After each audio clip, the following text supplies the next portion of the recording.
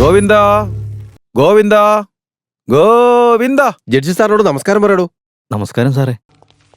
തന്റെ പേരെന്താ? അയ്യോ, സോറി സാർ. സോറി. ഹലോ. മുത്തച്ഛൻ നമ്മളെയൊക്കെ വിട്ട് പോയി അച്ഛാ. അച്ഛാ, അച്ഛാ, അച്ഛൻ കേൾക്കുന്നുണ്ടോ? അത് അച്ഛനും പോയാ? അച്ഛാ, പറയടാ. എന്റെ ഈ സുന്ദര മുത്തച്ഛനെ നമുക്ക് വിറക് വെച്ച് കത്തിക്കണോ അതോ ഇലക്ട്രിക് ശ്മശാനത്തിൽ കൊണ്ടുപോകണോ? അതിനു മുമ്പ് നീ എന്നെ കത്തിക്കടാ. എന്തിനാ എന്റെ അച്ഛൻ ഇപ്പൊ ഇങ്ങനെയൊക്കെ പറയുന്നേ? എടാ പൊട്ടാ, 15 ലക്ഷം രൂപ നിന്റെ മുത്തച്ഛൻ ആർക്കൊക്കെ കൊടുത്തിട്ടുണ്ടോ ഇത്രയൊക്കെ കൊടുത്തിട്ടുണ്ടെന്ന് ഒരു പിടുത്തവുമില്ല. ആ മാർവാടി എങ്ങാനും ഈ കാര്യം പറഞ്ഞാ അങ്ങനെ ആദ്യം എന്നെ കൊല്ലും. അതിന് എന്റെ കയ്യിലൊരു നല്ല ഐഡിയ ഉണ്ട് എന്റെ അച്ഛാ. എന്ത് ഐഡിയാണ്? തൽക്കാലം മുത്തച്ഛൻ മരിച്ചു പോയെന്നുള്ള കാര്യം ആരോടും പറയണ്ട അച്ഛാ. എന്താടാ? മുത്തശ്ശൻ മരിച്ചു പോയ കാര്യം സസ്പെൻസ് ആയിട്ട് വെച്ചിട്ട് മുത്തശ്ശൻ കൊടുത്തിട്ടുള്ള കടമൊക്കെ തിരിച്ചു വാങ്ങുന്നത് വരെ ഒന്നും മിണ്ടാതിരിക്കാൻ നമുക്ക്. എടാ ചെറുക്ക, നീ എന്ത് ചെയ്യുന്നു എനിക്ക് അറിയണ്ടാ. എനിക്ക് വേണ്ടത് 15 ലക്ഷം രൂപയാ. ഇങ്ങോട്ട് നീങ്ങുന്നേ. നോക്ക്, നമ്മൾ രണ്ടുപേരും ഒരേ സ്കൂളിൽ പഠിച്ചു എന്നുള്ള ഒറ്റ കാരണം കൊണ്ട് എങ്ങനെയെങ്കിലും ജീവിച്ചു പോട്ടെ എന്ന് ഓർത്ത് ഞാൻ ഈ ജോലി തന്നത്. താനാണെങ്കിൽ എല്ലാവരുടെയും മുമ്പിൽ വെച്ച് മിണ്ടരുത് മിണ്ടരുതെന്ന് പറഞ്ഞാലും സംസാരിക്കില്ലേ? പിന്നെ എനിക്ക് അവിടെ എന്തെങ്കിലും വിലയുണ്ടോ? ഇത്രയും പ്രായമായിട്ടൊരു ബോധമുണ്ടോ? അത് വിട്ടേക്കടാ, ഇതൊക്കെ ഒരു വലിയ പ്രശ്നമാക്കാണ്ടോ. ഞാനിവിടെ എന്റെ അച്ഛൻ പോയ കാര്യം ഓർത്ത് വിഷമിച്ച് നിൽക്കുമ്പോഴാ നിന്റെ ഒരുമാതിരി കോപ്പിലെ. താനിത് എന്തൊക്കെയാണോ പറയുന്നേ? തന്റെ അച്ഛൻ മരിച്ചു പോയെന്നോ? അതല്ല, ആശുപത്രിയിൽ നിന്ന് വീട്ടിലേക്ക് പോയ കാര്യം പറഞ്ഞ. ഓ, എന്റെ മോൻ കൂടെ തന്നെയുണ്ട്. അവനിപ്പോ ഫോൺ വിളിച്ച് പറഞ്ഞു. അച്ഛൻ പോയ കാര്യം ഞാൻ തന്നെ വിളിച്ച് പറയുമെന്ന് തോന്നുന്നല്ലോ. അതിലേക്ക് അവൻ എഴുന്നേറ്റ് പോയോ? എവിടാ?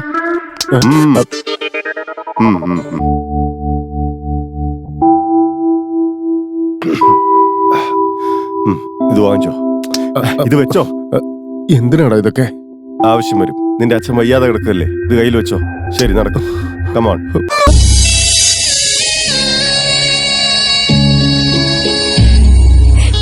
മുത്തശ്ശനെ കൊണ്ട് ഇരുത്തിരിക്കുന്ന കണ്ടില്ലേ? അയ്യോ, എന്റെ ദൈവമേ, ഞാൻ എന്തായി കാണുന്നേ? മുത്തശ്ശനോട് ഇങ്ങനെ ചെയ്യാൻ പാടില്ല. എന്താണ് നിനക്ക് 10 പൈസയുടെ വെളിവില്ലേ? മരിച്ചവരാരെങ്കിലും ഇങ്ങനെ കൊണ്ടിരുത്തോ? ഒന്ന് പതുക്കെ പറയാമേ. മുത്തശ്ശൻ മരിച്ച കാര്യം പുറത്തെങ്ങാനും അറിഞ്ഞു കഴിഞ്ഞാ കടം കൊടുത്തവരേക്ക് ഇങ്ങോട്ട് വന്നിട്ട് അച്ഛനെടുത്ത് അമ്മാനമാണോ അമ്മേ? എനിക്ക് എന്റെ മുത്തശ്ശനെ ഒരുപാട് ഇഷ്ടമാണെന്ന് അറിയില്ലേ? സ്നേഹമുള്ള ഏതെങ്കിലും മോൻ ചെയ്യുന്ന കാര്യങ്ങളാണോ ഇത്? ഓ, എന്റെ അമ്മയ്ക്ക് ഒന്നും മനസ്സിലാവാത്തോണ്ടാ. മുത്തശ്ശൻ നമ്മളെ വിട്ട് പോയിട്ടില്ല. അതാവുമ്പോ മുത്തശ്ശൻ കൊടുത്ത കടമെല്ലാം നമുക്ക് തിരിച്ചു വാങ്ങാലോ. കടം കൊടുത്തവരുടെ ഇൻഫർമേഷൻ ഒക്കെ മുത്തശ്ശൻ എവിടെയെങ്കിലും ഒളിച്ചു വെച്ചിട്ടുണ്ടാവും. പൂജാമുറിയിലോ മുത്തശ്ശന്റെ റൂമിലോ അല്ലെങ്കിൽ എവിടെയെങ്കിലും ഒക്കെ ഉണ്ടാവും. ഒന്ന് പോയി നോക്കമ്മേ. നിന്നോടൊക്കെ ഞാൻ എന്ത് പറയാനാ? വാ പോയി നോക്കാം.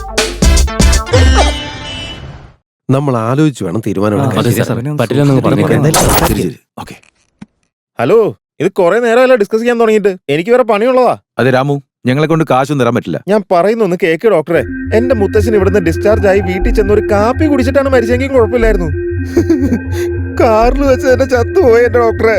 അതിന് അല്ല, അതുകൊണ്ട് ഞങ്ങൾ കിട്ടിയ കാശിന്ന് ഒരു 50% തിരിച്ചു തരാൻ പാടില്ല ഡോക്ടർ. എടോ, 10-20 ലക്ഷം മുടക്കിയാണ് ICU ട്രീറ്റ്മെന്റ് കൊടുക്കുന്നത്. അവിടെ വെച്ച് തന്നെ ചിലപ്പോൾ മരിക്കും. അതിന് ഞങ്ങൾ എന്ത് ചെയ്യാനാ? തരാൻ പറ്റൂല്ലയോ? ഇല്ല, പറ്റില്ല.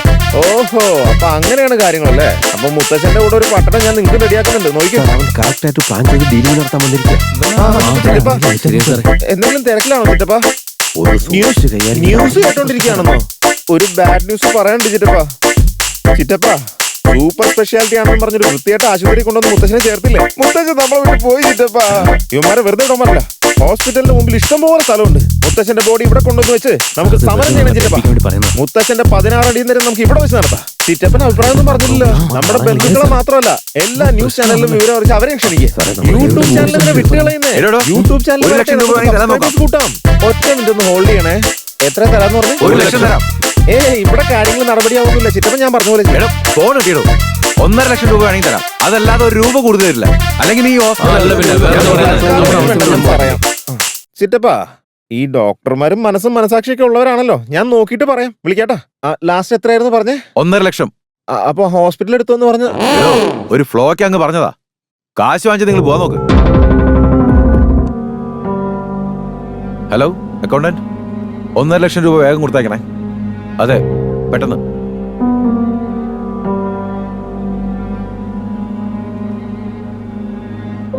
സാർ കറക്റ്റ് സമയത്താ തീരുമാനം എടുത്തേ. ഇവൻ ഇനി ഇവിടെ നിന്നാ ഉള്ള പറഞ്ഞു നന്നായി സാറേ. അയാൾ കൊടുക്കും. കൃത്യമാണെന്നാ തോന്നുന്നത്. അപ്പൊ ഞാൻ പോയിട്ട് വരാം. അയ്യോ, വരണമെന്നില്ല. ആ വഴി പൊക്കോ. ഈ കാശിന്ന് കുറച്ചെടുത്ത് ടാക്സി ഡ്രൈവർ സാറേ എന്തോന്നാ സാറേ ഇത്? എന്തു പറ്റി ബ്രദർ? സാറിന്റെ അമ്മ പറയാതെ അങ്ങ് പോയി, പെങ്ങളും അതുപോലെ തന്നെ പറയാതെ പോയി, അതുപോലെ തന്നെ നിങ്ങളും പറയാതെ പോകാൻ നിൽക്കുക. തന്റെ മുഖത്ത് നോക്കി 4 ആട്ടാട്ടേ ചെയ്യണ്ടേ? ഞങ്ങളുടെ മുത്തശ്ശൻ ഞങ്ങളോട് പറയേണ്ടി പോയി. അപ്പഴാ തന്റെ ഈ വർത്താനം. മൊത്തം കാശ് കൊടുത്തില്ല സാറേ, എന്റെ അക്കൗണ്ട് ക്ലോസ് ആയി പോകും സാറേ. ഞങ്ങളുടെ മുത്തശ്ശന്റെ അക്കൗണ്ട് ക്ലോസ് ആയി, പിന്നെ തന്റെ അക്കൗണ്ട് ഇരുന്നിട്ട് എന്താ കാര്യം?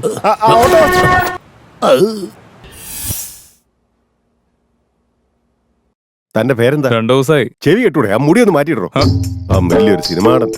സാറേ വയറുവേനക്ക് ചെവിയിൽ നോക്കുന്നെന്തിനാ? ഡോക്ടറെ അടുത്ത് അനാവശ്യ ചോദ്യങ്ങൾ വേണ്ട. ചെവിയും കേൾക്കില്ല, നാക്കും വെറുതെ ഇരിക്കില്ല. നാക്ക് മേടിച്ച് അക്ഷരമാലയൊന്നും പറയണ്ട, നാക്ക് നീട്ടിയാ മതി. ഈ പല്ലൊക്കെ ഒന്ന് തേച്ചിട്ട് എത്ര നാളായിടും? കഴിഞ്ഞ ദിവസം ഞാൻ ശരിക്കും തേച്ചായിരുന്നു. വയറ്റിന്നൊക്കെ ശരിക്കും പോകുന്നുണ്ടോ? എന്ത് പറയാനാ സാർ, ഒന്ന് പോണം. ഓ ഈശ്വര.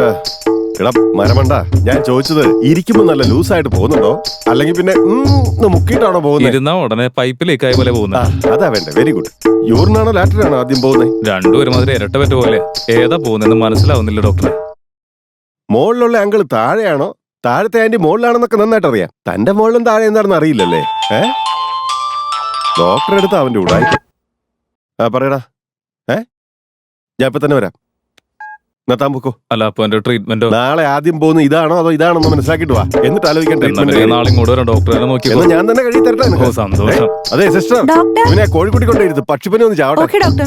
നിനക്ക് കഴി തരാനല്ലേ ഞാൻ ഇവിടെ ഇരിക്കും. ഡോക്ടറെ ഞാനിവിടെ ഇരിക്കണോ അതോ പോണോ? എന്തായാലും ഇവിടെ വരെ വന്നതല്ലേ, കക്കൂസൊക്കെ കഴിയിട്ട് പോ.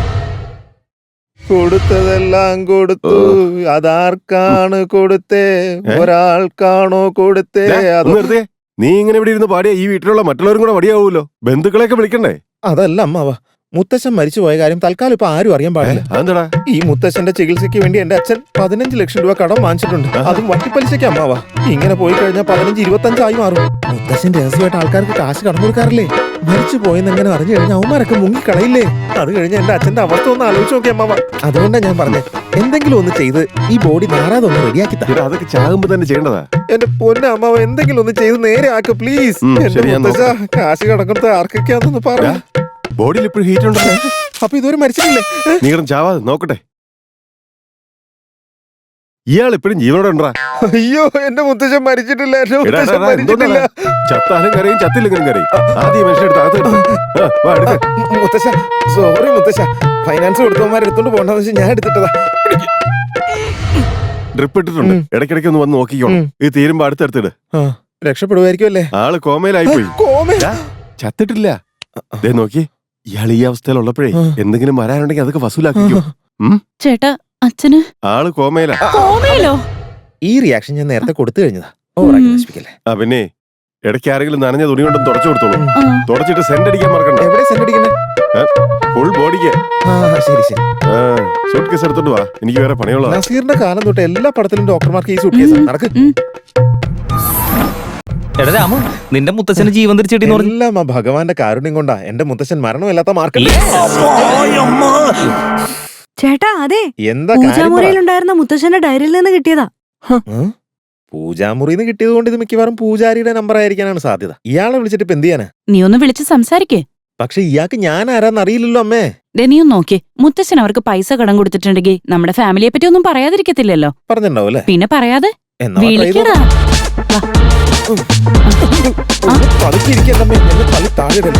നമ്പർ 9538 സൈറ്റിന്റെ പ്ലാൻ ഇപ്പോൾ കറക്റ്റ് ആയിരിക്കും.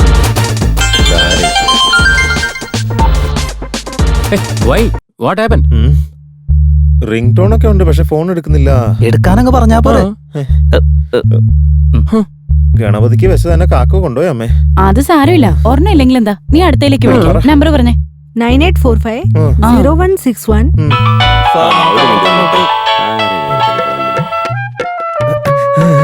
ഹലോ. നമസ്കാരം സാറേ, ഞാൻ ദേവദാസന്റെ മകൻ കാളിദാസനാണ് സംസാരിക്കുന്നത്. പറഞ്ഞോളൂ. ഞാൻ കാളിദാസനല്ല, അയാളുടെ മകൻ രാമദാസനാ. മോനെ പറ. മുത്തശ്ശനാ നിങ്ങളുടെ നമ്പർ എനിക്ക് തന്നതേ. അപ്പൊ ഇപ്പൊ എങ്ങനെ എവിടെ വെച്ച് തരാന്നൊക്കെ ചോദിക്കാൻ പറഞ്ഞായിരുന്നു. ഞാൻ മോന്റെ മുത്തച്ഛന്റെ അടുത്ത് 2 ലക്ഷം രൂപ കടം വാങ്ങിയായിരുന്നു. മാസം മാസം പലിശ കൃത്യമായിട്ട് തന്നോണ്ടിരുന്നതാ. കഴിഞ്ഞ ആഴ്ച കുറച്ച് അധികം പൈസ കയ്യിൽ വന്നായിരുന്നു. അപ്പൊ കൊണ്ടുവന്ന് കൊടുത്തേക്കാന്ന് കരുതി മുത്തച്ഛന് ഫോൺ ചെയ്തപ്പോ ഫോൺ സ്വിച്ച് ഓഫ് ആയിരുന്നു. സ്വിച്ച് ഓഫ് ആക്കി വെച്ചത് മുത്തച്ഛന് വയ്യാത്തോണ്ട് ആശുപത്രി കൊണ്ടുപോയതാ. ഇപ്പൊ വീട്ടിൽ വന്നോടനെ ഫോൺ ചെയ്യാൻ എന്നോട് പറഞ്ഞതേ. ഇപ്പോ ഒരു 10 മിനിറ്റിൽ റെഡി ക്യാഷുമായിട്ട് നിങ്ങളുടെ വീടിന്റെ മുന്നിലെത്തും. അല്ല സാറേ, ഞങ്ങളുടെ വീടിന്റെ അഡ്രസ്. നിങ്ങളുടെ മുത്തച്ഛന് എത്ര തവണ വീടിന്റെ മുന്നിൽ ഡ്രോപ്പ് ചെയ്തിട്ടുള്ളതാ? അഡ്രസ് ഒക്കെ അറിയാം. 2 ലക്ഷം രൂപ. ഒന്ന് വേഗം എടുക്ക്. എന്തെടുക്കാൻ ഫോൺ എടുക്കണം. ഏതോ ഒന്നോ നമ്പർ ആണല്ലോ ആരെന്നറിയില്ല. സംസാരിച്ചു നോക്ക്. ഹലോ ആരാ? ഞാനാടാ നിന്റെ തന്ത. ഡോക്ടർ എല്ലാ കാര്യങ്ങളും എന്നെ ഫോണിൽ വിളിച്ച് പറഞ്ഞു. അച്ഛന് ബോധം തിരിച്ചു കിട്ടുന്നതിന് മുമ്പ് അച്ഛൻ കൊടുത്തിരിക്കുന്ന എല്ലാ കാശും നമ്മൾ തിരിച്ചു മേടിച്ചിരിക്കണം. അച്ഛനൊന്നുകൊണ്ടും വിഷമിക്കണ്ടെന്നേ. മുത്തശ്ശന്റെ ഡയറിയിൽ നിന്ന് 5 നമ്പറുകളാണ് കിട്ടിയിരിക്കുന്നത്. അതിൽ നിന്ന് ഒരു നമ്പറിൽ വിളിച്ചപ്പോഴേ വീട്ടിലേക്ക് 2 ലക്ഷം രൂപ വരാൻ പോകുന്നേ. സഹായത്തിനായി ഞാനും അങ്ങോട്ട് എത്താം.